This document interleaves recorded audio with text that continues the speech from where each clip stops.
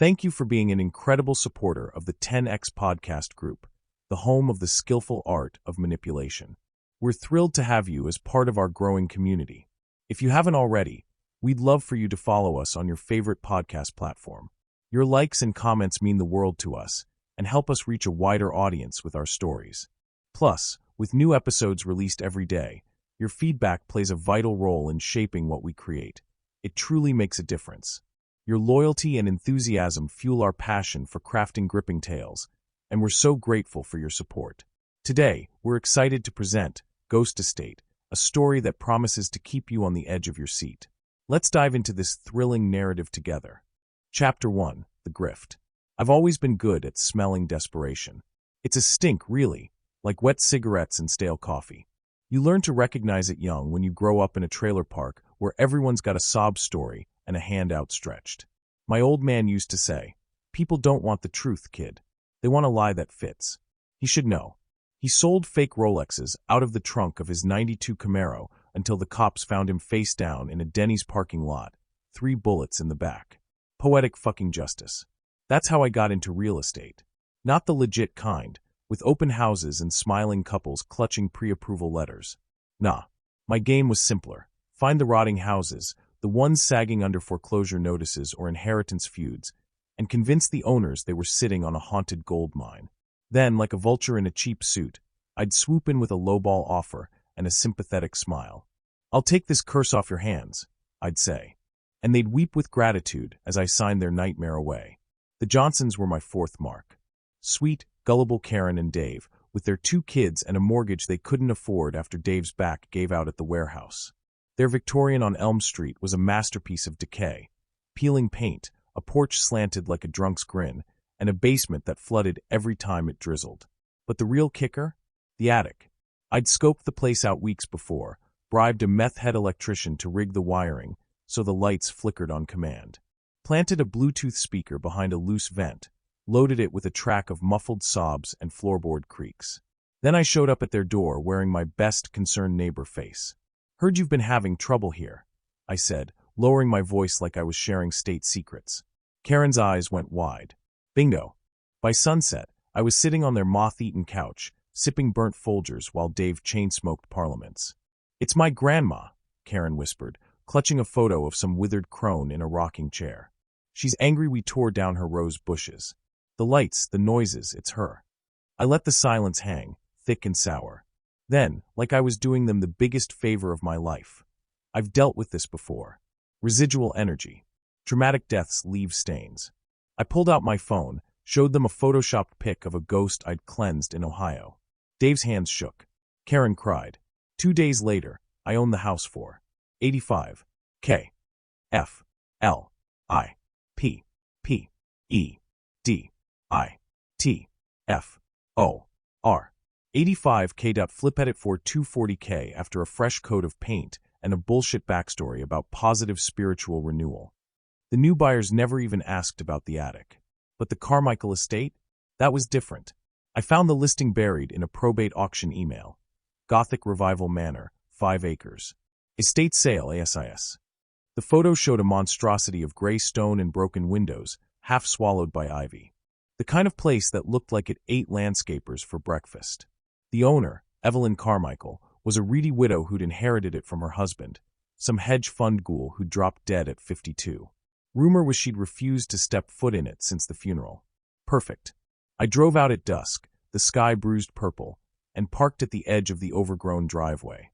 The groundskeeper, a grizzled bastard named Mick, met me with a hand-rolled cig dangling from his lips. "Ain't been touched in years," he said, hacking a glob of phlegm into the weeds. "Place is bad news. You'll see." I slipped him a 50. "Tell me everything." He did. By the time he finished, I had the script. Lights in the upper windows at midnight. A woman's scream echoing from the chimney. Shadows that didn't match the furniture. Mick swore he'd seen them himself, but I knew the type, lonely, half-drunk, eager to spin a ghost story for another 50. Still, I played along. Nodded. Took notes. "You ever go inside?" I asked. He paled. "Once." The floor moved. Like something was under it. Breathing. I laughed. "You're a poet, Mick." He didn't laugh back. The first red flag should have been the silence. No birds. No crickets. Just the crunch of gravel under my boots as I approached the house. The air smelled wrong too, metallic, like a butcher's sink after a long day. But I shrugged it off. Old pipes. Rust. The key Mick gave me stuck in the lock. When the door finally creaked open, the stench hit me like a fist. Rot. Mildew. And underneath it, something sweet. Cloying. Decay. Charming, I muttered, flicking on my flashlight.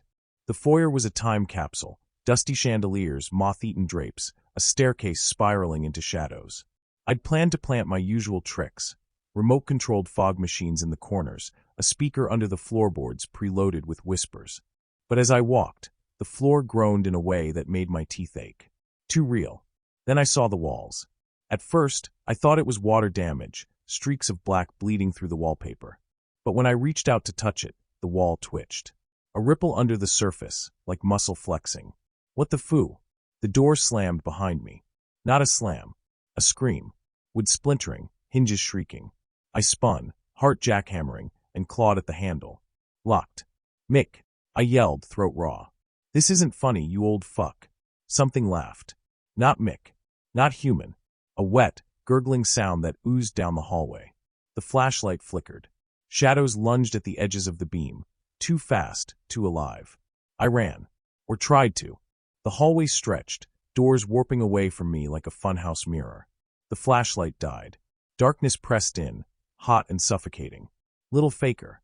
The voice came from everywhere. Nowhere. Inside my skull. You think you're clever? We'll show you clever. Then the walls split. Not cracks. Wounds. Gaping, jagged tears that oozed thick black sludge. It pooled on the floor, hissing as it ate through the wood. I backpedaled, slipped, landed hard on my ass. The sludge inched toward me, smoking. Fuck. Fuck, fuck, fuck. I scrambled up, boots sliding, and bolted for the stairs. The second floor was worse. Portraits hung crooked, their eyes gouged out. A nursery with a crib full of bones. And at the end of the hall, a door. Open it, something whispered. Open it and see. I don't know why I listened. Maybe because the sludge was still climbing the stairs. Maybe because the house wanted me to. The room was empty. Just a cracked mirror and a smell like burnt hair. Then the reflection moved. Not me. A thing with my face, but wrong. Lips peeled back from jagged teeth, eyes hollow and hungry. It pressed against the glass, fingers leaving smears of black. Mine, it rasped.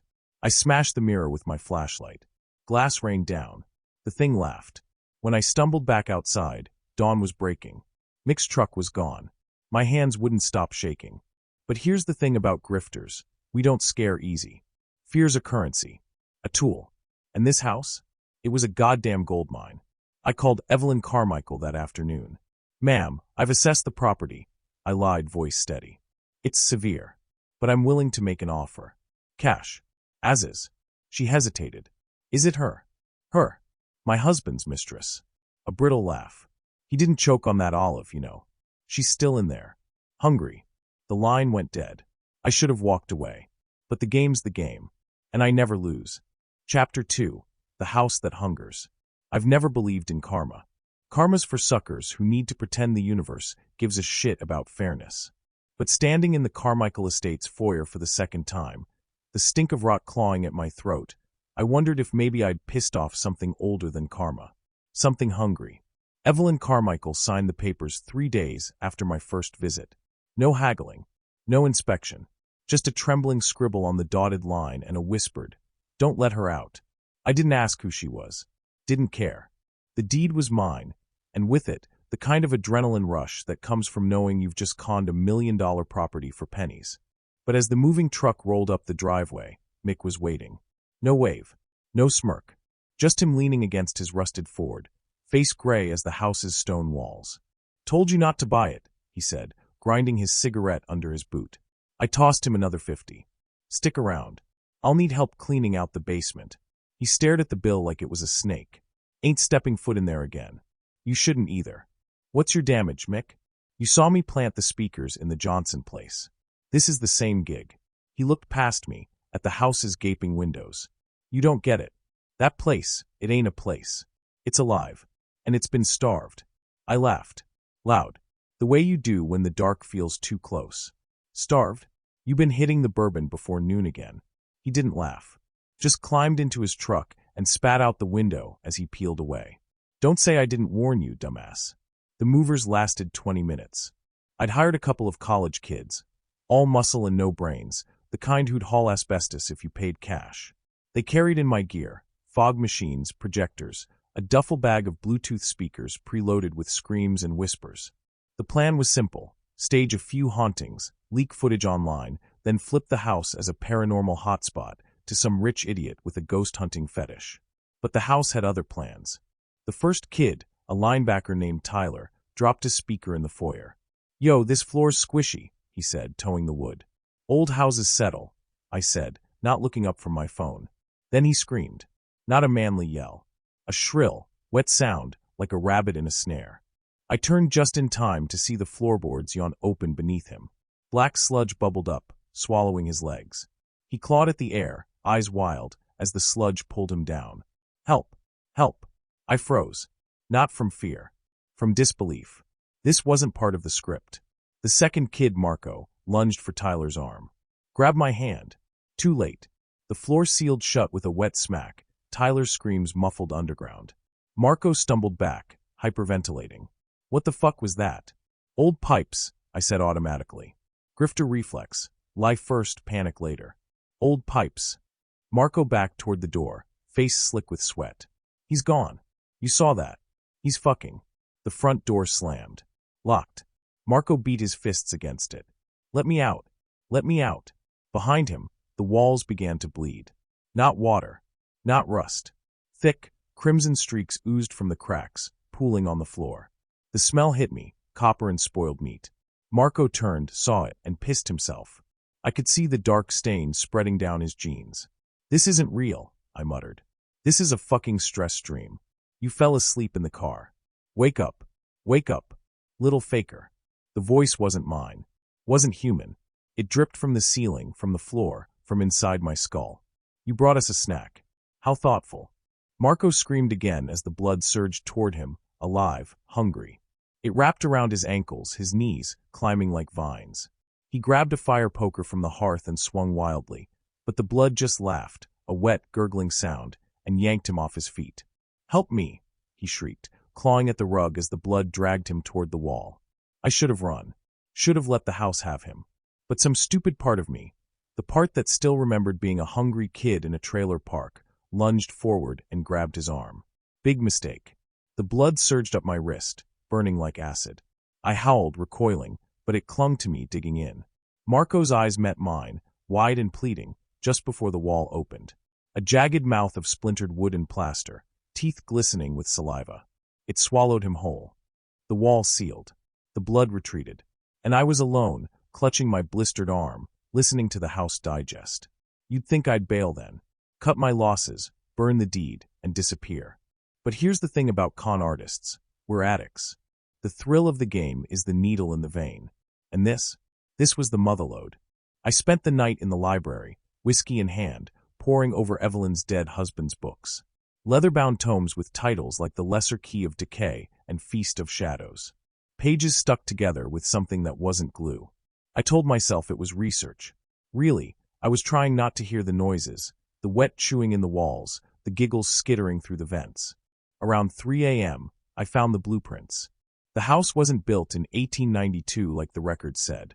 The foundation stones were marked with symbols, crude, angry slashes that made my eyes water. And in the basement, circled in red ink, the heart. "Fuck it," I slurred, grabbing a flashlight. Might as well meet the landlord. The basement stairs creaked like old bones. The air got colder with each step, breath fogging, until I reached the bottom.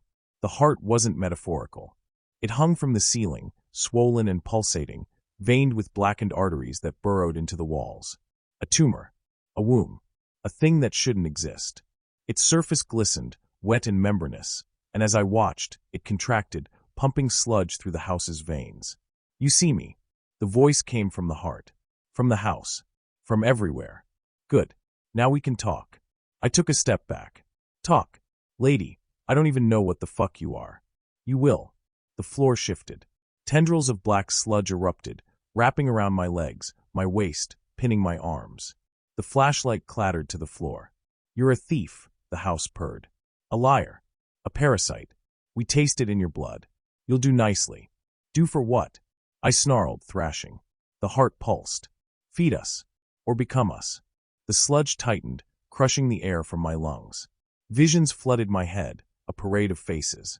The groundskeeper's predecessors. Evelyn's husband. The mistress. All of them screaming as the house ate them alive. We need a keeper, the house said. A face to lure the meat. You'll serve. Or you'll scream. I'd like to say I told it to go to hell. That I spat in its fucking eye. But survival's a slippery thing.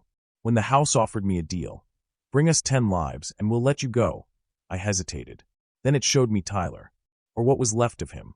His body floated in the sludge inside the heart, skin peeled back, muscles writhing like eels. His eyes snapped open, milky and unblinking. 10, the house repeated. Or this is forever. I vomited. Then I said yes. The house let me go at dawn. I stumbled out, the morning sun like a slap, and collapsed in the overgrown garden. My arm still burned where the sludge had touched me, the skin mottled with black veins. I pulled out my phone, ready to dial 911, to scream for help, to anything. Then it moved. The veins under my skin squirmed, crawling toward my throat. I gagged, clawing at them, but they burrowed deeper. 10, the house whispered inside my head. You're ours now. I drove to the nearest bar and drank until the world blurred. The first victim was easy. A hitchhiker outside a truck stop, all sunken cheeks and meth teeth. I pulled over, flashed a wad of cash. Help me move some furniture. $200. He didn't ask questions. By the time we reached the house, the veins in my arm were throbbing, the house's hunger gnawing at my gut. The hitchhiker took one look at the front door and froze. Nah man, this place feels wrong. I forced a smile. It's the mold. Allergies, right? He hesitated. That's when the house sang. Not a sound. A pull. A vibration in the blood. The hitchhiker's eyes glazed over, and he walked inside like a sleepwalker. I locked the door behind him. His screams lasted longer than Marco's. 9 to go. Chapter 3. The rules change. The house didn't just want lives. It wanted stories. The hitchhiker was a warm-up. A greasy appetizer for a starving beast. But the next 8, they had to mean something. The house craved fear, guilt, regret, the emotional marrow that made the meat sweeter. I learned that the hard way when I dragged a drunk tourist from a dive bar back to the estate. He laughed all the way up the driveway, slurring jokes about murder cabins and chainsaw orgies, until the front door closed behind us. Then the house rejected him. Empty. It sneered as the walls spat the tourist back out, unharmed but sobbing. No sorrow. No ghosts. Useless. The veins under my skin tightened like nooses. You said any 10 lives. We lied. The tourist scrambled to his feet, snot bubbling down his chin. What the fuck is happening? I broke his neck with a fireplace poker before he could scream again. The house ate him that time. By victim 3, I'd figured out the pattern. The house wanted broken people. The ones already halfway in the grave, their souls pickled in regret. I became a vulture circling AA meetings, homeless shelters, ER waiting rooms, anywhere the desperate pooled. I wore disguises, used different names, played whatever role got them into my car, a social worker, a priest, a grieving brother searching for his addict sister. The worst part, I was good at it. Take Rachel. Late 20s, hollow eyes, track marks laddering her arms. She sat outside a methadone clinic, shivering in a hoodie 2 sizes too big. I approached her as Father Paul, clutching a fake Bible and a thermos of soup. The Lord led me to you, I lied, pressing the thermos into her hands. There's a shelter downtown. Warm beds. No questions. She stared at the cross around my neck. Why me? Because you're worth saving. The house purred as she climbed into my van. Rachel fought when she saw the estate. This ain't no shelter. She clawed at the door handle, but I'd child-locked it. Let me out, you fuck. I didn't speak. Just let the house sing its lullaby, that low, subsonic hum that turned bones to jelly. Rachel's pupils dilated. She went slack, drooling, as I led her inside. The house took its time with her. Walls peeled back like flower petals, revealing teeth and tongues that licked her tears. Floors softened to quicksand, pulling her down inch by inch as she begged for her mother.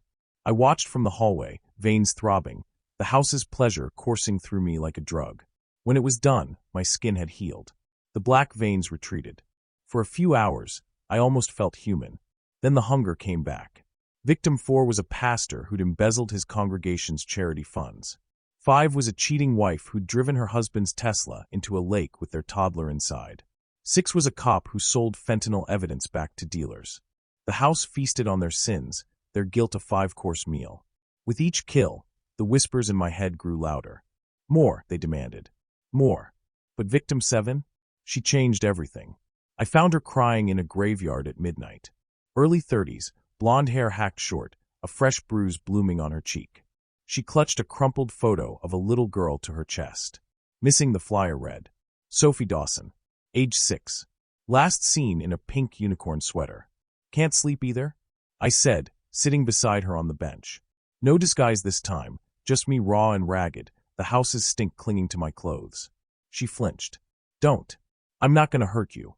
I lit a cigarette, offered her one. Kid. She nodded, taking the smoke with trembling fingers. 3 months. Cops say she's probably, but I can't stop looking. Sophie's mom. Aunt. Her parents are junkies. I tried to adopt her, but the system. She sucked in a ragged breath. I failed her. The house stirred, salivating. Her, it hissed. This one's ripe. I stood, knees cracking. I know a guy. Private investigator. Works pro bono for cases like yours. She looked up, hope flickering. Why would you help me? Because I'm a failed son of a bitch who hates seeing good people get eaten alive. Half-truths are the best lies. Her name was Lena. She smelled like vanilla lotion and nicotine gum. As we drove to the estate, she talked about Sophie, how she'd taught her to ride a bike, how she loved strawberry Pop-Tarts, how she'd hidden in a closet during her parents' overdoses. She'd be safe with me now, Lena whispered. I've got a real job. A 2-bedroom. Pathetic, the house yawned. But her grief is delicious. I parked at the edge of the driveway. PI's inside. He's eccentric. Likes to work nights. Lena hesitated, eyeing the house. This place feels creepy. Yeah. Tax write-off. He's a trust fund weirdo. She followed me in. The house didn't wait. Lena screamed as the front door vanished, replaced by a smooth, pulsating wall. Blood dripped from the ceiling, hot and sticky, sizzling as it hit the floor. What is this? She shrieked, backing into me. I caught her wrists. I'm sorry. Don't lie, the house scolded. You're not. Lena fought harder than the others. She bit my hand, drew blood, and bolted upstairs. The house let her run. Let her think she'd found a hiding place. Sophie's bedroom materialized at the end of the hall, pink walls, stuffed animals, the smell of bubblegum. Lena collapsed inside, sobbing. Sophie. Sophie. The door slammed. The walls melted. And Sophie stepped out of the shadows. Not Sophie. A thing with her face, eyes gouged out, mouth stitched shut. You didn't look hard enough, Auntie, it gurgled. Lena's wail shook the chandeliers. I turned away. Didn't watch. But I heard it. The wet rips. The crunch of bone. The house's ecstatic moan. When it was over, my veins had receded to faint gray lines. I could almost pretend they weren't there. Then I found the photo in my pocket. Sophie's missing flyer, smuggled there by Lena during the struggle. Last seen in a pink unicorn sweater. I burned it in the fireplace. The house laughed. Victim 8 was my old man. Not really. Just some homeless vet outside a liquor store, reeking of Jim Beam and regret. But with his leathery skin and roomy eyes, he looked enough like my father to make my hands shake. Spare some change, he mumbled, clutching a cardboard sign, betrayed by country. Betrayed by family. Him, the house cooed. His pain is familial. I bought him a bottle. Listened to his story, abandoned by his kids, cheated by the VA, left to rot with liver failure. Drove him to the house while he rambled about forgiveness. He recognized the estate as I parked. Wait, I've seen this place. In my dreams. There's something wrong here. Yeah, I said, killing the engine. Me. The house took him slowly. Reverently. It peeled his skin like old wallpaper, fed him his own rotting liver, made him call out for children who never answered. When his heart finally stopped, the house gifted me a memory, a flash of my father's corpse in that Denny's parking lot, his dead eyes staring at me through the Camaro's window. You're just like him, the house whispered. A thief. A coward. I drank until the memory drowned. 9 down. 1 to go. The veins were almost gone. Just a faint shadow under my left eye. I could taste freedom. A plane ticket to Belize, a fake passport, a life where the word haunted didn't follow me like a stench. Then the house changed the rules. The 10th must be someone you love, it said as I scrubbed Lena's blood from the foyer. I froze. I don't love anyone. Liar. The walls rippled, showing me flashes, a woman's laugh, a shared cigarette on a fire escape, a name hissed in the dark. Jenna. My chest tightened. She's gone. Left years ago. Find her. Go to hell. The veins exploded back, black, throbbing, crawling down my neck.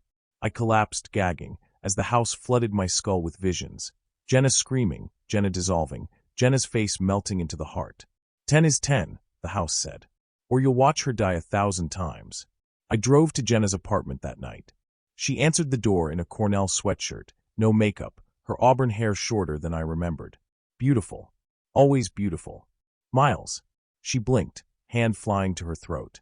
What the fuck are you doing here? I need your help, I said. And for the first time in years, I meant it. Chapter 4. Blood and Betrayal. Jenna hadn't changed. Not really.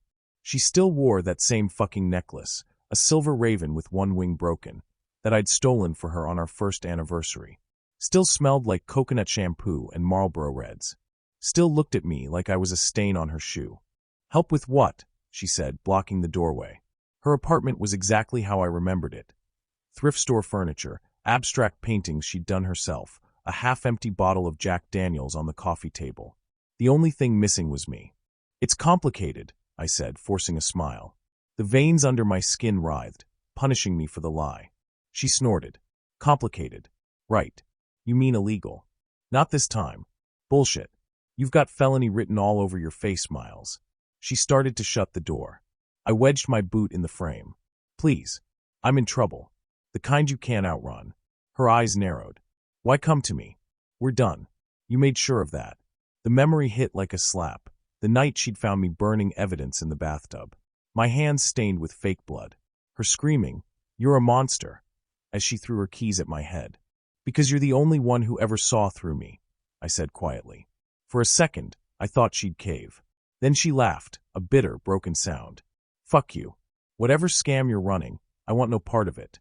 The door slammed. The house hissed in my skull. Pathetic. Bring her. Now. I waited until 3 a.m. Breaking into Jenna's apartment was easier than it should have been. She'd kept the spare key under the same ceramic frog by the fire escape.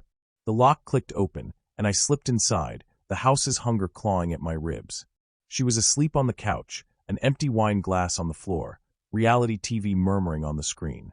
The bruise on her collarbone was new, a splotchy purple fist print. Someone's been playing rough. I crouched beside her, breathing in her scent, and pressed a chloroform rag to her mouth. She woke up swinging.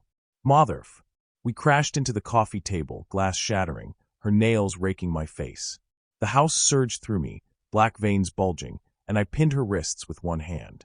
Stop fighting. I snarled. She spat in my eye. Go to hell. The chloroform hit her hard. She went limp, her head lolling against my chest, and for a heartbeat, I was back in that shitty studio apartment, holding her after night terrors. Weak, the house sneered. Carry her. I threw her over my shoulder and stole her fucking keys on the way out. She woke up screaming in the foyer. Where the fuck am I? She scrambled back, bare feet slipping in the sludge still oozing from the walls. Safe, I lied. The house pulsed around us, excited. Safe. She lunged for the door, but it melted into a solid wall of flesh. What the hell is this? The truth. I grabbed her arm, dragging her toward the stairs. This house, it's alive. And it's hungry. And if we don't feed it, it'll eat us both. She clawed at my grip. Let me go, you psycho. Listen to me. I shoved her against the wall, my veins spiderwebbing black. You think I wanted this? It owns me.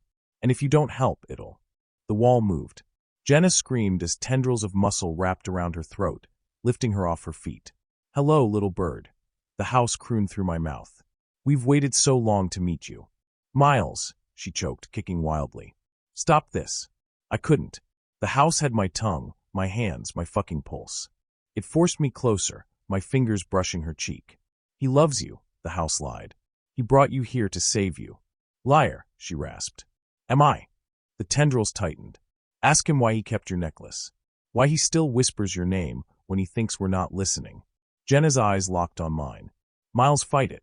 The house laughed. He can't. But you can. Join us. It dropped her. She crumpled, gasping, as the floorboards split open. The heart's pulsing rhythm shook the walls, beckoning. "What is that?" Jenna whispered. "Death," I said.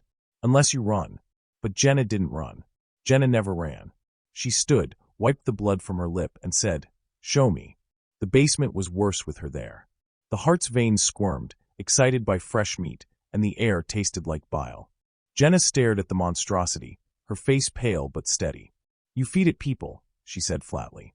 "It's them or me. And you chose you." She turned, eyes blazing.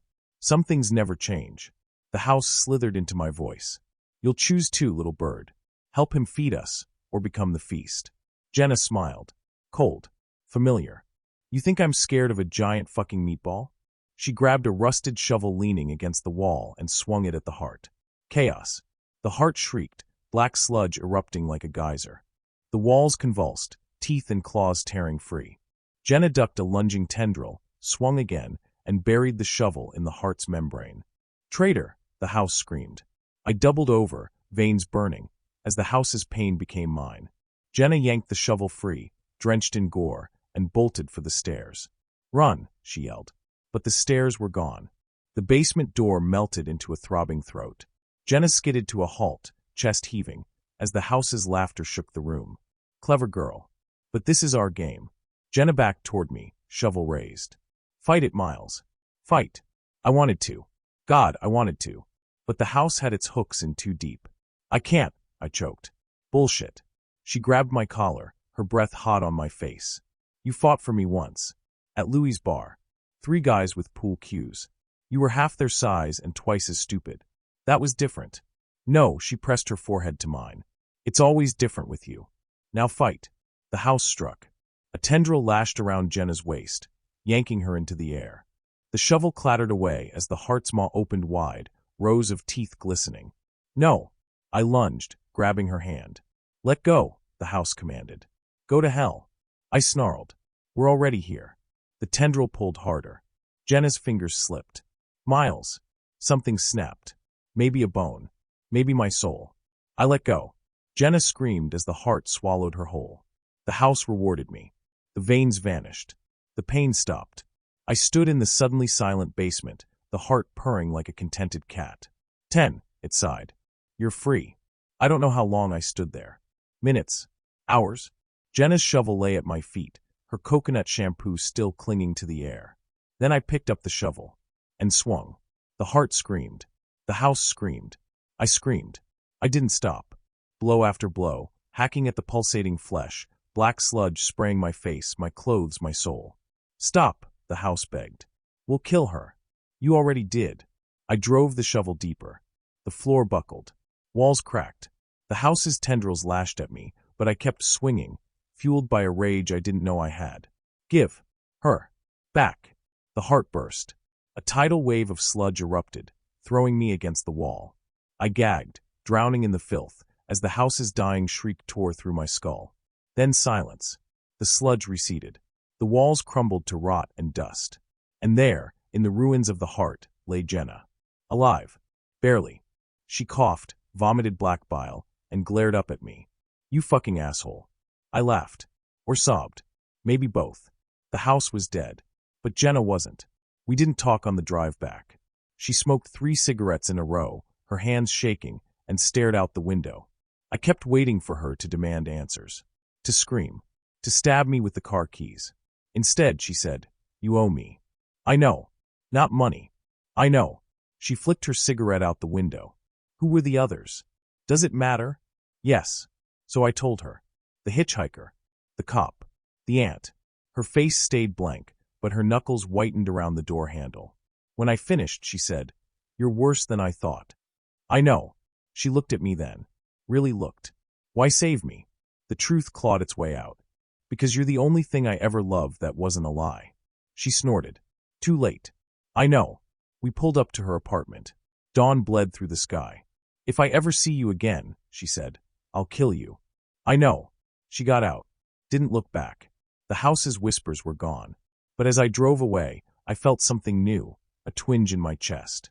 A phantom heartbeat. And in the rearview mirror, the faintest shadow of black veins. Chapter 5, The Infection. The first week after the house died, I almost felt human. Slept in motels where the sheets didn't reek of blood. Ate gas station burritos that stayed down. Drank to forget, not to survive. But the itch started on day 8, a twinge under my ribs, like a fishhook tugging me west. By day 10, the veins were back. They didn't slither this time. They bloomed. Black tendrils spidered across my chest overnight, throbbing in time with a heartbeat that wasn't mine. I clawed at them in a Reno motel bathroom, peeling skin until the mirror flecked red, but they burrowed deeper. The house wasn't dead. It had metastasized. Miss us? It whispered through cracked lips I couldn't control. I smashed the mirror. Jenna wasn't hard to find. She'd gone full hermit, quit her job, deleted socials, moved to a shitbox cabin in the Oregon woods. Smart girl. But smart doesn't matter when the thing hunting you used to love you.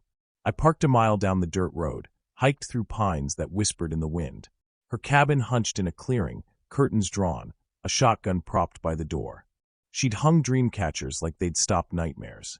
Knock, the house cooed. She'll let you in. Fuck you, I muttered, but my legs carried me forward. The door opened before I reached it. Jenna stood silhouetted, shotgun leveled at my chest. Her hair was wild, eyes hollow. A silver raven pendant glinted at her throat. My raven, stolen back. I'll shoot, she said. Do it. She hesitated. The house purred. She won't. She craves the storm. Why are you here, Miles? I rolled up my sleeve, showed her the veins. It's not gone.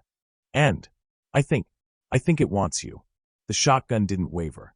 Then you should have stayed gone. Liar, the house sang. She missed you. Smell her sweat. Jenna's finger tightened on the trigger. Leave. Now. I took a step. Or what?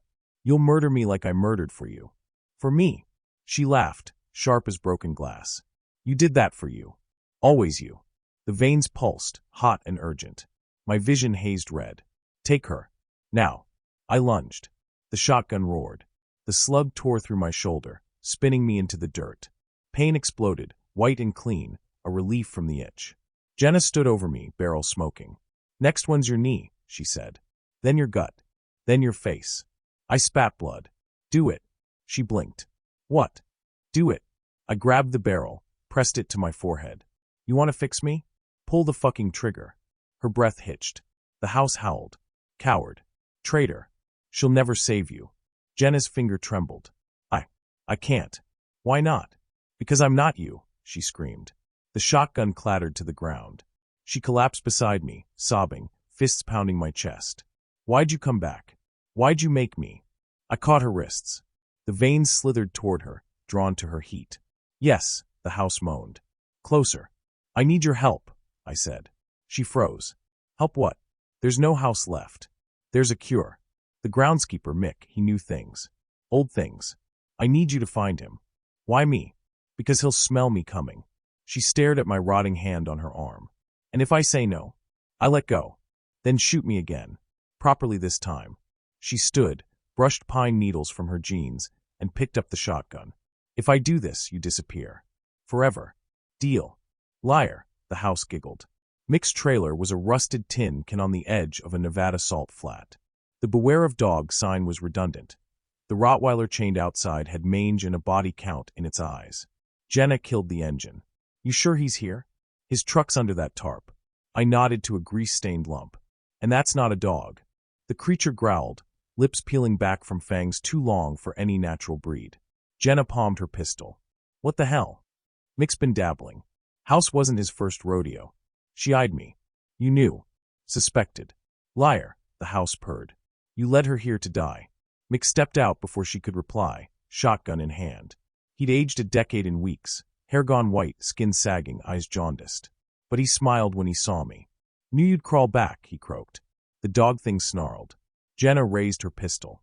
Call it off, I said. Mick spat. Or what? You'll sick your girlfriend on me. She's not my. Jenna shot the dog. It dropped mid-lunge, a hole between its eyes. Mick stared, then laughed, a wet, rattling sound. Hell, girl. Shoulda hired you instead of this fuck-up. Talk, Jenna said.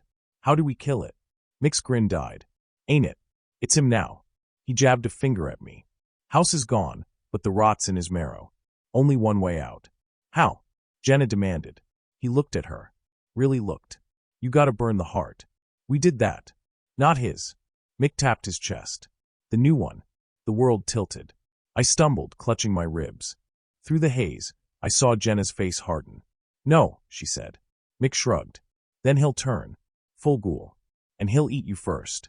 The trailer door slammed. Jenna helped me to the car. I expected her to drive off. Leave me baking on the salt. Instead, she said, "Where's the nearest hospital?" No hospitals. I clawed at my shirt, showed her the veins converging over my sternum, a pulsing, fist-sized knot. It's here. The new heart. She stared. Can you feel it? Yes, it answered. She drove in silence. We robbed a veterinary clinic after dark. Jenna jammed the alarms while I looted the surgical tray, scalpels, clamps, horse tranquilizers. The ketamine burned going in, but it dulled the house's voice to a murmur. Back at the cabin, she strapped me to the kitchen table with extension cords. This is insane. You're good at insane, I slurred. She slapped me. Don't make this a joke. The blade glinted in her hand. If I do this, you might die. I'm already dead. Liar, the house sighed. You want to live. You'll always want to live. Jenna poured vodka over the scalpel. Over her hands. Tell me about Belize. What? When we were kids, you said we'd retire to Belize. By a boat. Stole that line from a movie. She pressed the blade to my chest. Tell me anyway. I did. Rambled about beaches and rum and sunsets that didn't smell like blood. She listened, tears dripping onto my skin, and cut. The pain was electric. Stop her. My body convulsed, cord snapping. Jenna screamed as I flipped her onto the floor, my hand around her throat. The house roared, triumphant. Kill her. Feast. Jenna plunged the scalpel into my side. The shock broke the house's hold. I reeled back, tripped over the table, and hit the floor beside her. Blood pooled between us, mine black and thick, hers bright red. Miles, she gasped. Fight it. The cabin door burst open. Mick stood framed in moonlight, a machete in one hand, a gas can in the other. Told you she wasn't enough. He moved fast for a corpse. The machete bit into my chest, cracking the heart knot. I screamed. Jenna screamed. The house screamed. No. Immortal. I am. Mick doused us in gasoline. Should have paid me more, kid. He struck a match. Jenna tackled him. They crashed through the door, rolling into the dirt, the match dying. I crawled after them, heart knot leaking smoke. Run, I gurgled. Jenna straddled Mick, pummeling his face. Not without you. Foolish, the house wept. We could have been gods. Mick's hand found the machete. Swung. Jenna caught his wrist. Snapped it. The sound woke the forest.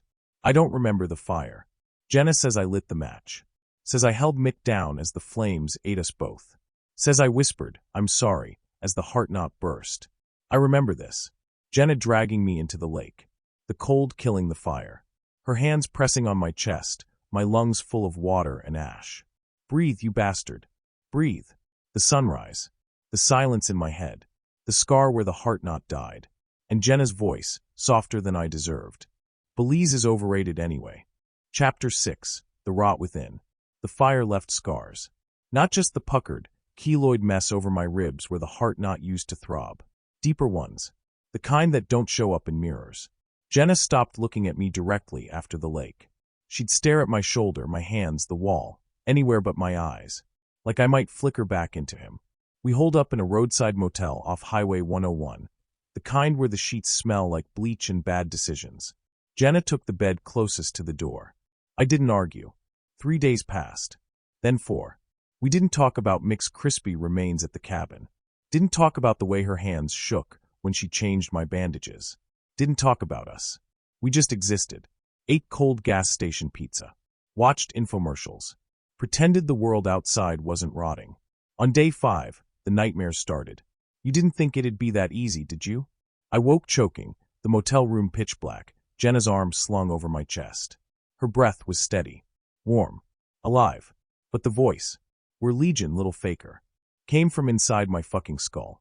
I stumbled to the bathroom, dry heaving over the sink. The mirror showed a stranger, gaunt, greasy, eyes bloodshot. But no veins, no pulsing heart knot. Just me. Almost me. When I flicked on the light, the shadows moved wrong. Jenna found me on the floor at dawn, clutching a pilfered bottle of Jim Beam. You're drinking again. Celebrating. I toasted the cracked ceiling. 7 days without murder. Personal best. She snatched the bottle.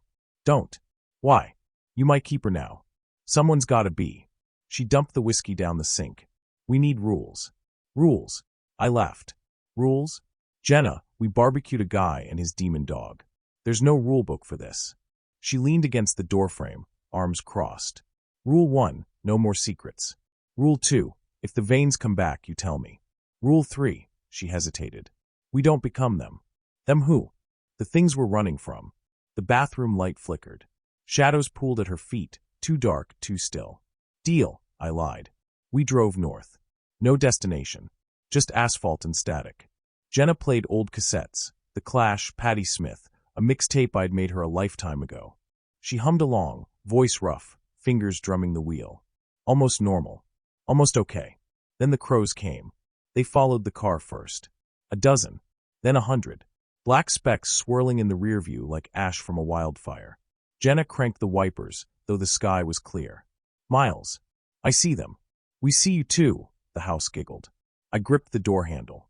Step on it. She did. The crows kept pace. We ditched the car at a rest stop outside Portland, stole a hatchback with Utah plates, and pushed west until the highway drowned in redwoods. The crows vanished. Jenna white-knuckled the wheel, jaw clenched, while I chain-smoked out the window. We should split up, she said suddenly. What? You're a magnet for this shit. If I'm not around. If you're not around, I'll end up in a ditch with my chest ripped open. You know that. She didn't deny it. The road narrowed, trees clawing at the sky. A sign flickered past. Welcome to Ravens Hollow, population 317. Turn here, I said. Why? Because I'm hungry. The lie came easy. Too easy. Ravens Hollow was the kind of town that buried its secrets under pumpkin patches and Bible quotes. A diner, a gas station, a boarded-up church with a condemned sign. The locals watched us park with the wary eyes of people who knew trouble when it rolled in. Jenna ordered pancakes. I ordered coffee. The waitress, a prune-faced woman named Dottie, lingered a beat too long. Passing through. Just sightseeing, Jenna said. Dottie's gaze dropped to my scar, peeking above my collar. Best keep moving. Storm's coming. I followed her stare out the window. Clear sky. Looks sunny to me. Not that kind of storm. She walked off. Jenna kicked my shin under the table. What the hell are we doing here? Feeding, the house sighed. I shoved my trembling hands into my hoodie. We need supplies. Rest. A plan. Bullshit. You felt something. Tell me. The bell above the door chimed. A man walked in, mid-40s flannel, eyes like frozen graves. He froze when he saw us. You, he breathed. Jenna tensed. Do we know you? He ignored her, pointing at me. You're him. The one from the news. The butcher. The diner went silent. Jenna stood, tossing cash on the table. Wrong guy. Let's go. The man blocked our path. No. No, it's you. They said you were dead. We are, the house whispered. Aren't we? I shoved past him. Jenna followed, pistol tucked in her waistband. Outside, the crows waited. We holed up in a rented fishing cabin by the river. Jenna boarded the windows. I scrubbed my skin raw in the shower. But the itch was back, a phantom pulse where the heart not used to beat. We need to move again, Jenna said, pacing. Running's not working. So what's the plan? Wait here until the crows pick our bones. I stared at my hands. Maybe we fight. She laughed. With what? A stolen pistol and your winning personality. With us, the house cooed. I didn't realize I'd spoken aloud until Jenna slapped me. Snap out of it. I'm trying. She grabbed my face, nails biting into my cheeks.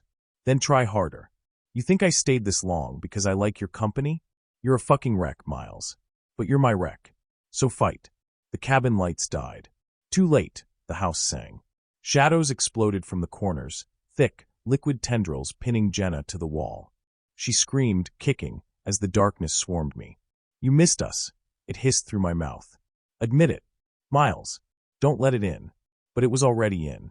The shadows slithered under my skin, filling the hollow where the heart knot had been. Power surged, hot, sweet, wrong. I could taste Jenna's fear like copper on my tongue. Kill her, the house urged. Make her part of us. I stepped closer. Jenna's eyes widened. Miles, please. I kissed her. Not gentle. A collision of teeth and desperation. She bit my lip, drawing blood, and for a heartbeat, I was me again, terrified, furious, alive. "Run," I gasped. The shadows recoiled. Jenna bolted. I didn't. The house rode me like a puppet. I tore through town, a storm of teeth and claws, hunting the scent of fear. The flannel man died first, ripped apart on his porch. Dottie the waitress second, her screams swallowed by the diner's grease trap. The crows feasted. Jenna found me at the church. I dragged the pastor there, his congregation's blood painting the pews. The shadows coiled around me, purring, as I etched symbols into the floorboards, the same ones from the Carmichael estate's foundation. "Miles." Jenna's voice cracked. "Stop. Join us," I begged with her face. "We'll be gods." She raised the pistol. "I won't say it again." I laughed. "You won't shoot. You love him." She pulled the trigger. The bullet tore through my thigh. I dropped, howling, the shadows writhing. Jenna kicked the pastor's knife toward me. "Do it," she said. "Cut them out." "No," the house screamed. "Were you now?" I grabbed the knife. The shadows fought. They twisted my arm, sliced my palm, tried to make me stab her. But Jenna sang. Not a hymn. Not a lullaby. The fucking hokey pokey, off-key and defiant, like we were drunk at 3 a.m. in her shitty apartment. "You put your right foot in, you put your right foot out." I laughed. Or cried. The blade found my chest. "Don't. You do the hokey pokey, and you turn yourself around." I carved. Black sludge poured from the wound. The shadows shrieked, unraveling, as I dug out the rot, a new heart knot, small but vicious. That's what it's all about. The knife plunged. The heart knot burst. The shadows died. I woke to Jenna's hands pressing on my chest, blood soaking her jeans. The church was silent. The crows gone. "You missed the lung," she said. "Lucky bastard." I coughed. Why'd you sing?" "To remind you." "Of what?" She wiped her face, smearing blood and tears. That we're still human. I wanted to believe her. But as she helped me limp to the car, I felt it, a faint itch, deep in my marrow. The house wasn't done. And neither was I. Chapter 7, The Offering. The rot came back in my dreams first. I'd see the house, our house, rebuilt from ash and bile, its windows glowing like jaundiced eyes. Jenna would be there, strapped to the heart, screaming as shadows poured down her throat. I'd wake choking, my hands clawing at a chest that itched, and find her watching me from the corner of whatever shitbox motel we'd holed up in, a knife glinting in her lap. We didn't talk about the church. Didn't talk about the bodies. Didn't talk about how she'd started sleeping with the pistol under her pillow, the barrel pointed at me. Some silences are safer. But the itch spread. It started as a twinge under my ribs, a phantom heartbeat where the second heart knot had died. Then the nightmares bled into daylight. I'd catch shadows pooling too dark in the corners of gas station bathrooms. Hear whispers in the rumble of semi-trucks on the highway. Jenna stopped letting me drive. "You're zoning out again," she'd say, elbow jabbing my ribs as the yellow lines blurred. "I'm fine." "Liar," the house sighed. "We hit Vegas on a Tuesday. Jenna said we needed cash. I said we needed exorcism. We compromised by stealing a priest's collar and a .38 snubnose from a pawnshop. The First Methodist Church of Las Vegas was a neon crucifix in the desert, all LED lights and parking lot confessionals. Father O'Leary, a sweaty man with a poker chip tattoo on his wrist, met us in a back office that smelled like tequila and regret. "Demonic infestation?" He snorted, lighting a Marlboro. "You two tweaking?" Jenna slapped a stack of stolen hundreds on his desk. "We need a ritual. Something to kill a hunger." He eyed the money. "Hunger's vague." I rolled up my sleeve, showed him the veins creeping past my elbow. "It's in me. And it's growing." He paled. Jesus wept. "Not here," the house chuckled. O'Leary made the sign of the cross. "I know what this is. Old thing. Older than sin. You can't kill it, only pass it on. Like a curse." Jenna leaned forward. "How?" "It needs a vessel. A willing one. You transfer the infection, it becomes theirs. But it's gotta be a trade. Life for life." I stood, chair screeching. "We're done." Jenna didn't move. "What happens if we don't?" O'Leary blew smoke at the ceiling. "It eats him. Then it eats everything else." The drive back to the motel was silent. Jenna's knuckles whitened on the wheel. I counted the corpses we'd left in our wake. 18, not counting Mick. The house counted with me. "She's thinking about it," it purred. "How easy it'd be. Find some scumbag. A rapist. A killer. Let them carry the rot." "Shut up," I muttered. I didn't say anything, Jenna said. That night, she got drunk. Properly drunk, the kind where she laughed too loud and cried into her vodka cranberry. I watched from the bathroom doorway as she slurred through a story about her first kiss, a boy named Tommy who'd drowned in a lake. He's down there still, she hiccuped, all puffed up like a balloon. They never found his legs. Why'd you kiss a dead guy? She grinned, crooked and cruel. He wasn't dead then, asshole. The room spun. Or maybe I did. When I woke on the floor at 3 a.m., she was gone. So was the .38. I found her at a truck stop outside Barstow, pressing the gun to a meth head's temple behind the dumpsters. The guy was maybe 19, all stick limbs and rotted teeth, sobbing into the dirt. Please, I just wanted cash for the bus. You tried to stab a clerk, Jenna said, knee grinding into his spine. You're garbage. And garbage can be useful. I grabbed her arm. Don't. She shook me off. Why not? He's perfect. No one will miss him. She's right, the house hummed. Do it. Live. The meth head whimpered. Jenna's finger tightened on the trigger. I tackled her. We crashed into the dumpster, the gun skidding into the dark. The meth head scrambled away, pissing himself as he ran. Jenna clawed my face, drew blood, and spat. You coward. You'd rather die than fix this? Yeah. I pinned her wrists, my veins squirming under her skin. Yeah, I would. She headbutted me. Selfish bastard. We brawled like animals, rolling in grease and broken glass, until the cops came. They took us in separate cars. Jenna played victim, teary, trembling. He's my abusive ex. While I sat silent, the rot chewing through my resolve. The house sang lullabies in my ear. Let her go, it crooned. She'll never save you. The cop processing me had a wedding ring. A kid's doodle taped to his desk. Daddy's hero. I wondered if he'd taste sweet. Yes, the house hissed. Him. Take him. I lunged. Chaos. The cop's head cracked against the filing cabinet. His partner drew her taser.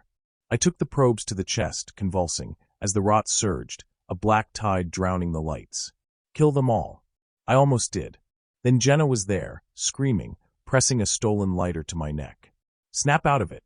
The pain cleared the haze. We fled into the desert, the cops' shouts fading behind us. She left me at sunrise. I woke alone in a dust-choked ghost town, a canteen of warm water and a note in her jagged handwriting. Found another priest. Real one. Sit tight. She's lying, the house said. So was I. The priest was a woman named Rhea who lived in a school bus painted with zodiac signs. She had dirt under her nails and a sawed-off shotgun propped by her bead curtain. Jenna says you're haunted, Rhea said, brewing sage tea on a propane stove. I'm cursed. Same difference. She tossed me a dried root. Chew this. It'll quiet the voices. It tasted like death. The house gagged. Bitch, it coughed. Rhea grinned. He doesn't like that. Jenna hovered by the door, arms crossed. Can you fix him? Depends. You ready to pay the price? What price? Rhea stirred her tea. The hunger needs balance. To take a life, you gotta give one. She nodded at Jenna. Yours. The bus swayed. Jenna didn't flinch. Do it. No. I stood, knocking over the tea. Fuck this. Fuck you. Rhea shrugged. Then he dies. And the hunger finds a new host. Maybe her. She pointed at Jenna. Maybe every soul from here to the coast. Your call. Jenna stepped forward. How's it work? No, I begged. She didn't look at me. They tied me to a mesa under the full moon. Rhea chanted in something older than Latin. Jenna sat cross-legged beside me, a vial of her blood in her lap. Don't do this, I said. She lit a cigarette. You don't get a vote. Why? Because you're a fucking martyr. Because I'm tired, Miles. She blew smoke at the stars. Tired of running. Tired of watching you die. This ends tonight. Rhea sliced our palms, pressed them together. Blood to blood. Life for life. The offering is made. The mesa shook. The rot erupted from my chest, a black geyser howling with the voices of everyone I'd killed. It circled Jenna, hungry, as Rhea's chant reached a fever pitch. Take her, the house roared. Finish it. Jenna smiled. See you in hell, partner. The rot dove into her mouth. I screamed. She didn't. It was worse than the church. Worse than the heart. Jenna convulsed, eyes rolling back, as the rot poured into her. My sins, my hunger, my weakness. Rhea kept chanting. I kept begging. When it was done, Jenna lay still. Too still. Jenna. I crawled to her, ropes hanging loose. Jenna. Her eyes opened. Black. Endless. Hello, Miles, the house said with her lips. Miss me? Chapter 8, The Hollow Queen. They say love makes you stupid, but it's hate that sharpens you. Hate doesn't flinch, doesn't hesitate, doesn't stare into the black holes where your best friend's eyes used to be and see anything worth saving. You look tired, Miles, Jenna's voice said, her lips stretching too wide, too many teeth. Let us help you rest. The rot had remade her. Not the way it had twisted me, bulging veins, festering flesh, but better, sleeker. Her hair gleamed ink black, her skin smooth as polished bone. Only her eyes betrayed the rot, twin voids that drank the moonlight. She perched on Ria's gutted school bus like a vulture, bare feet swinging. Ria's corpse lay below, throat slit ear to ear, the shotgun still smoking in her hand. She fought, not genocide. For you. Pathetic. I gripped the hunting knife Jenna had given me years ago, the one she'd used to carve our initials into a redwood after our first score. M+J, morons justified. Get out of her, I said. She laughed, Jenna's laugh, sharp and wild but warped wet. Or what? You'll stab me? Cut her throat. You don't have the stones, grifter. I lunged. Mistake. She moved faster than human, a blur of shadows and laughter, slamming me into the bus. The knife clattered away. Her hand, Jenna's hand, closed around my throat, lifting me off my feet. We could have been glorious, she crooned, pressing her forehead to mine. Her breath smelled like grave soil. But you're still clinging to her. Let go. I spat in her face. She dropped me, wiping her cheek with a mock pout. Rude. After everything we've shared. The rot surged in my chest, answering her call. My veins writhed, eager to reunite. I crawled toward the knife. Still fighting. She crouched beside me, tilting her head. Why? Jenna's gone. I'm what's left. Liar. Am I? She grabbed my hand, pressed it to her chest. No heartbeat. She begged at the end. Don't let him see me like this. But you need to see. Need to understand. Her fingers plunged into her own eye socket. Stop. I gagged as she pulled out a clump of writhing shadows, giggling. It doesn't hurt, she lied. Nothing hurts when you're whole. The shadows reformed her eye. She stood, dusting off her jeans. Last chance. Join me, or I'll peel your spine out and wear it as a necklace. I grabbed the knife and ran. The desert swallowed me. Sand burned my lungs. Cacti clawed my arms. Jenna, it followed at a stroll, humming our song. The one from the church. You do the hokey pokey and you turn yourself around. I tripped over a rock, tasting blood. The knife was gone again. Getting slow, old man. She loomed over me, Jenna's face under a crown of squirming black tendrils. Let's make a new game. Hide and seek. You hide. I'll eat everyone in a 10-mile radius until I find you. Fuck. You. We'd rather fuck her memories. She tapped her temple. The way she moaned your name. The way she bled for you. So sweet. So stupid. I swung a rock at her head. She caught it, crushed it to dust. Tick-tock, Miles. Then she vanished. The first town was called Solace. Population 84. It took her 6 minutes. I heard the screams from the highway. Saw the shadows roiling over the gas station. By the time I limped into town, it was over. Bodies hung from street lamps like grisly tinsel, their insides scooped out. A toddler's rocking horse lay in the road, smeared with things I didn't let myself name. Warmer, her voice echoed. I found the knife in the diner, jammed into a pie tin. The special was blueberry betrayal. The next town didn't have a name. Just a truck stop and a strip club called the Gilded Saddle. She killed the bouncer first, a mountain of a man turned inside out. Then the dancers, the drunks, the DJ who'd been playing Born to be Wild on loop. I arrived as she was finishing the bartender. There you are. She licked blood off her fingers, perched on the bar. Took your time. The rod in my chest writhed, reaching for her. I stabbed my thigh to stay present. Why are you doing this? Why did you? She hopped down, sashaying closer. Hunger is hunger. You taught me that. I never wanted this. Liar. She pressed a cold hand to my cheek. You loved it. The power. The control. Admit it. I headbutt her. She reeled, laughing, jaw snapping back into place. There's the beast. Let him out. The rot answered. My vision hazed red. I tackled her through the bar mirror, glass shredding my skin, and wrapped my hands around her throat. Yes, she gurgled, ecstatic. Yes. Kill her. Free us. Jenna's face. Jenna's throat. Jenna's blood. I let go. She sighed. Disappointing. Her talons ripped my stomach open. I woke in a motel bathtub, stitches crude but effective, the smell of whiskey and rust thick in the air. Jenna sat on the toilet lid, filing her nails with a switchblade. "Don't thank me," she said. "You're more fun alive." I lunged for the blade. She let me take it. "Go ahead. I'll heal. You'll just feel worse." The blade trembled in my hand. "You're not her." "Aren't I?" She leaned close, her void eyes reflecting my ravaged face. "I remember everything. The night we stole that senator's car. The way you cried when I got shot in Detroit. The taste of your cum." I stabbed her chest. She let me. Black sludge oozed from the wound. She grabbed my wrist, forcing the blade deeper. "Harder. For old time's sake." I ripped the blade out. "What do you want?" "To play." She shoved me against the tiles. "You're the only one who understands. The only one who fits. Join me. We'll burn the world and dance in the ashes." The rot in me surged, eager. Her lips brushed mine, cold and familiar. "Say yes." I headbutt her again. She tied me to the bed after that. Silk scarves from the dead dancer's room. Fed me tequila and pieces of herself, a fingertip, a lock of hair, things that squirmed down my throat. "You'll love being us," she promised, straddling my hips. "No more guilt. No more pain. Just feast." The rot in me agreed. My veins bulged, skin splitting. Jenna's hands roamed my chest, coaxing it out. "That's it. Let go." The door exploded. A Molotov cocktail shattered at her feet. Flames engulfed the bed.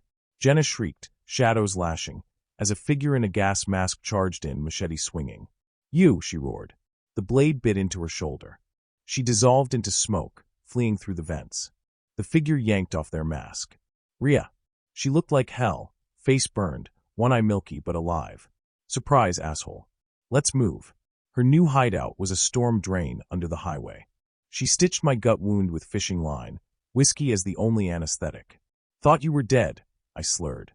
"I'm harder to kill than that." She jabbed the needle deeper. "Unlike some." "Why save me?" "Because Jenna's still in there." I laughed. "Bullshit." She slapped me. "Listen, you self-pitying fuck. The rock consumes, but it doesn't erase. Jenna's fighting. Slowed it down enough for me to track you." "How?" "Same way you did. The rot leaves a stink." She tapped her nose. "Smelled you both from 5 miles back." I sat up, wincing. "How do we save her?" Rhea lit a joint.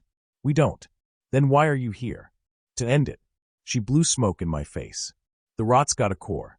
A seed. You plant it somewhere, it grows a new heart. Jenna's trying to grow hers under Vegas." "How do you know?" "Because that's where she's hurting you." The pieces clicked. The towns. The path. "She wants you there when it blooms," Rhea said. "Wants you to see her become a god." I stood. "Then let's go." Rhea didn't move. "There's a price." "How much?" "Not money." She pointed the machete at my chest. "The seed's in you too, Miles. Jenna's not the only one infected." I stared at the squirming veins. "What?" "The rot's a cancer. Spreads through trauma. Every time you resist, you're feeding it. Only way to kill Jenna's seed is to kill yours first." "How?" She tossed me the machete. "Cut it out. Now." The blade trembled in my hands. Rhea watched, unblinking, as I pressed it to my sternum. "What happens if I die?" "Then I kill Jenna myself." "And if I live?" She smiled. "Then you get to die later." I pushed. Pain. Light. Clarity. The seed was a black pearl nestled in my lung, pulsing with stolen lives. I ripped it free, collapsing, as Rhea caught me. "Good boy," she muttered, sealing the wound with duct tape. The rot in me went quiet. But Jenna's voice didn't. "Miles." Her whisper lingered, mournful, as Rhea dragged me toward Vegas. "Don't leave me." Chapter 9, Neon Requiem. 1,500 words. Vegas was a corpse dressed in sequins. The strip pulsed with artificial light, but beneath the casinos, in the storm drains and abandoned tunnels, the rot festered. Rhea led me through the stench of sewage and decay, her machete glinting in the beam of her flashlight. "Hearts under the golden eclipse," she said, voice muffled by her gas mask. "Biggest casino on the block." Fitting, right? I didn't answer. The hole in my chest where the seed had been ached like a phantom limb. Jenna's voice still whispered in my skull, a venomous lullaby. "You'll fail. You always fail." Rhea stopped at a rusted grate. "Here. Maintenance tunnels connect to the foundation. Watch for tripwires, she'll have traps." "You sound almost impressed." "I am. Jenna's a fucking artist. She pried the grate open. Too bad she's painting with intestines. We crawled into the dark. The tunnel opened into a cavern. Not natural, grown. The walls throbbed with veins, pumping black sludge into a central pool. At its center stood Jenna, or what she'd become. Her body floated above the muck, suspended by tendrils that burrowed into her spine. Her skin had hardened into obsidian scales, her hair a living curtain of shadows. The Hollow Queen. Her void eyes snapped open as we entered. Miles. Her voice shook the chamber. You brought a snack. Rhea raised her machete. Eat shit, Cthulhu Barbie. Jenna laughed, the sound like shattering glass. Still alive, witch? Let's fix that. The pool erupted. Tentacles lashed out, razor-tipped and screaming. Rhea dove left, I rolled right, the rot missing us by inches. Distract her. Rhea yelled, sprinting along the wall. I'll plant the charges. With what? Kind words. Use this. She tossed me a grenade. Jenna's tendrils recoiled. Clever girl. But gunpowder won't kill a god. Who said anything about gunpowder? Rhea grinned. Holy water, asshole. Blessed by 3 popes and a Wiccan. Jenna snarled. The pool surged toward her. I lunged, tackling Rhea as the sludge crashed over us. The grenade slipped from my grip, rolling into the abyss. Fuck. Rhea scrambled to her feet. Plan B. There's a plan B? Yeah. Run. Jenna howled, the cavern trembling. Stalactites rained down. A spear of rock impaled Rhea's thigh. Go, she screamed, shoving me toward Jenna. I'll blow the charges. You'll die. We're all dying. Now move. I moved. Jenna's tendrils swarmed me, but they couldn't pierce my skin. Not anymore. The seed was gone, but the rot remembered. It hesitated. Traitor, Jenna hissed. You're nothing without us. And you're nothing but a hungry ghost. I waded into the pool, the sludge burning my knees. Jenna's still in there. I know it. Jenna's dead. A tendril slashed my cheek. She begged for you. Wept. But you weren't there. I'm here now. Too late. The pool convulsed. The heart emerged, a colossal, pulsing mass of teeth and eyes. Jenna's body fused to its apex. She spread her arms, shadows coalescing into a crown. Behold our kingdom. Rhea's voice crackled over my earpiece. Charges set. Get clear. I didn't move. Jenna. Please. Pathetic. She descended, her clawed hand caressing my face. Join me. Or watch her die again. The rot showed me memories, Jenna screaming as the seed consumed her, clawing at her chest, begging for death. The real Jenna, not this thing. You're right, I whispered. I failed her. But I won't fail you. I kissed her. Not the rot. Her. For a heartbeat, she hesitated. Then the charges blew. The explosion tore the cavern apart. The heart shrieked, tendrils flailing, as holy fire ripped through its veins. Jenna's crown melted, her shadows dissolving. No, she clawed at the flames. We are eternal. Rhea limped into the chaos, detonator in hand.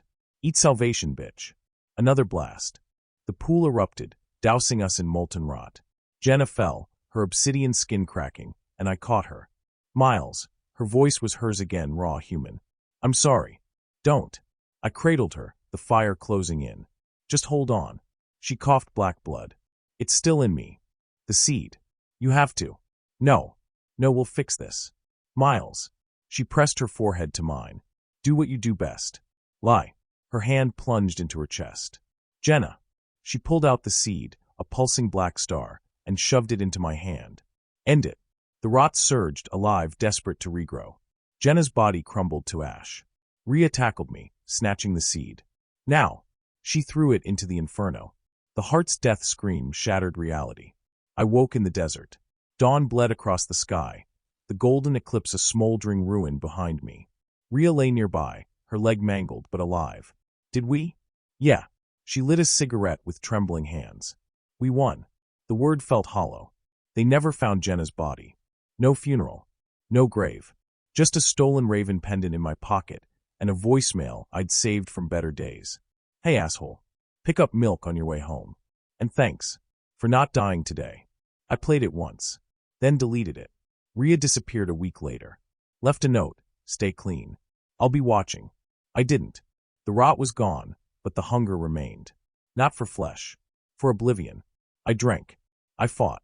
I fucked strangers in motel rooms that stank of bleach and failure. Then one night the itch returned. Not in my chest. My hand. The scar where Jenna had pressed the seed pulsed, a single black vein slithering toward my wrist. Miss us. I smiled. Always.